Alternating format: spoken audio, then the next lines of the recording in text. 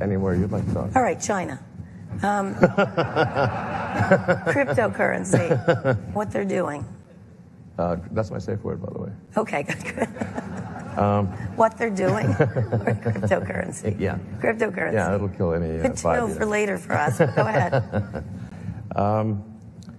Cryptocurrency in China. Yes, what they're doing around Bitcoin, etc. And then I'd like to pivot to what the U.S. is going to do around regulation. Well, it would appear that they don't love cryptocurrency. It appears like that. Yeah, it's subtle, but yeah, you're hinting in that direction. I can't speak to exactly why they don't like it that much, but people can speculate for various reasons. China, by the way, is having some significant electricity generation issues. Yeah. So, actually, I think part of it may actually be due to electricity shortages in many parts of China. So, a lot of South China right now is having random power outages because the power demand is higher than expected. Crypto mining might be playing a role in that. I'm not sure. This is further than that. It is further than that. Well, I suppose cryptocurrency is fundamentally aimed at reducing the power of a centralized government. Yes, it is. And they don't like that. Okay. That's my guess. Okay. So what do you think is going to happen? Does this I mean, maybe the audience has other The ideas. shares went up. It didn't matter after they announced this. They went down and they went up.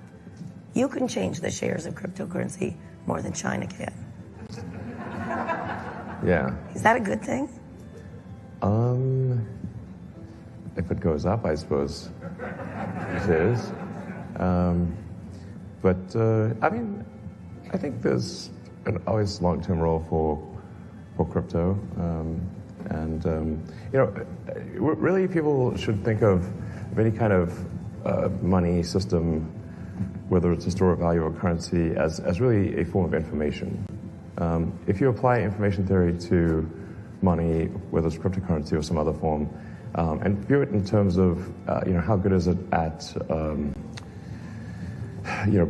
of bandwidth, latency, jitter, dropping packets, which is, you could say, like fraud is like losing packets or something on the network, its overall security, then I think a lot of these things just make a lot of sense in that, Sure. in that regard. Like any form of money has no power in and of itself except as an exchange of value between people for goods or services, or to translate things in time, like a loan. So is this the right thing for governments to do, to take control of it? Is it possible? It is not possible to, I think, destroy crypto, but it is possible for governments to slow down its advancement. So what should the U.S. government do? We had Gary Gensler on earlier, SEC chairman. He was calling it the Wild West of finance. What should they do, if anything? I would say do nothing. Okay, they're not saying that. Yeah, I mean, I wouldn't seriously just let it fly. Because? Well, what do you think governments can do? I think they can, like you said, I think they can ruin it. I don't think they can just slow it down. I think they can stop it. I don't think they can control it. And therefore, they may want to stop it. Yeah, I mean, I wouldn't say that I'm some, massive cryptocurrency expert. I think there's some value to cryptocurrency. I don't think it's like the second coming of the Messiah, which some people seem to think. It will hopefully reduce the error and latency in the money system, the legacy money systems, and reduce governments have a habit of editing the money database, which is like probably some ancient mainframe somewhere in Virginia running COBOL, FY. It's kind of bleak to think about that. When governments can't keep the hand out of the cookie jar and edit the money database, there's probably some value to that. Okay, so what are you? You're saying you're not an expert, but you spend a lot of time tweeting about it. Now, you tweet about a lot of things. We'll get to that in a minute. But why is that? Why that's true? Why is that of interest to you, crypto? Because you become, I wouldn't say the crypto messiah, but you're close. Crypto messiah. That's going to be a tweet. Oh no. Well, I mean, I mostly don't tweet about crypto. This is a minority of small number of tweets. Okay. So, I do know a lot about the money system and payments and how it actually works, as opposed to, say, how economists think it works. On a practical basis, just how money's just basically the monetary system is a series of heterogeneous databases that are not real time, with the exception of PayPal and a few others, and to reconcile on a batch basis. That may take anywhere from 24 hours to several days, so it's slow. That's just a lot of latency and jitter, and the ACH system has basically no security.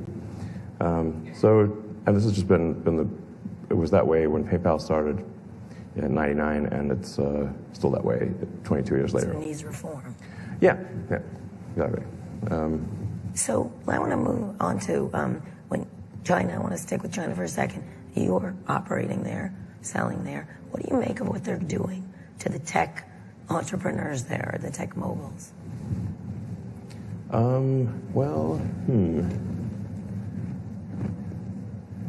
Where is Jack Ma? Where is Jack Ma? Do you know? No, I was curious. We have some means to find out, I'm guessing. Maybe. I don't know. I think there are some changes afoot in China.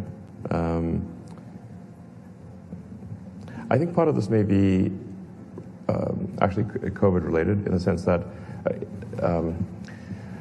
it's been quite difficult to have in-person meetings in China, and China really runs, the whole system is set up to run on the basis of in-person meetings. And the absence of these meetings for the past 18 months, I think, has probably led to things being worse than they would be if there were more in-person meetings. Okay. So I think as COVID lifts and the in-person meetings return, I think I think probably there will be an increase in the sort of trust level, and I think things will probably start heading in a more positive direction. The trust level between tech and the government. Yeah, both internally within China and with respect to people from the U.S. and other countries going and visiting and meeting with officials in the Chinese government. It's just China is very much set up to work with in-person meetings, and so COVID, I think, has impeded that. So I think things will improve most likely as the in-person meetings resume.